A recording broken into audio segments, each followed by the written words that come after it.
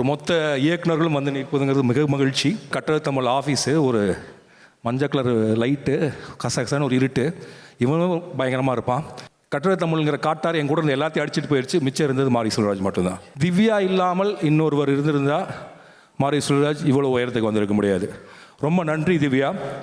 மாரி செல்வராஜை ஒரு மனைவியாக இருந்து பார்க்காமல் மாரி செல்வராஜை எழுத்தாளராகவும் இயக்குனராகவும் பார்த்து அதற்கு பிறகு கணவனாக பார்க்கிற உன் மனதிற்கு என்னுடைய நன்றிகள். அதே ஆனந்த விடலில் மாரி செல்வராஜ் மறக்கவே நினைக்கிறேன் எழுத தொடங்கினா. அதில் எழுதிய பல விஷயங்கள் இந்த கதைக்குள்ளே இருக்குது. அந்த பசியோடு ஒரு நாள் முழுக்க அலைந்த அந்த சிறுவன் அந்த கதையிலிருந்து தான் வர்றான். ஸோ இந்த இப்படி உருவான இந்த கதையை இவன் கிட்டத்தட்ட எழுதின முதல் ஸ்கிரிப்ட் இது நான் நினைக்கிறேன். வாழை நான் பண்ண வேண்டான்னு சொன்னேன். முதல் படமாக இதை பண்ணியிருந்தானா எனக்கு கட்டட தமிழ் எடுத்து என்ன ஆச்சோ அதே தான் அவனுக்கு அது ஆயிருக்கும்.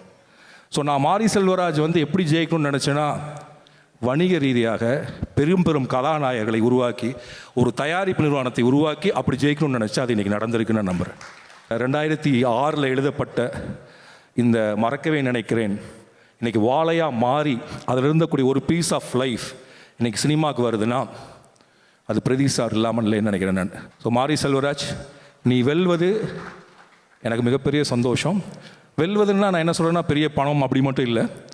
நினச்சதை நினச்ச மாதிரி தைரியமாக உரத்து ஊர் என்ன சொன்னாலும் அதை பற்றி கவலை இல்லைன்னு ஒரு குரல் ஒலிக்குதில்ல, அதான் உன் குரல்.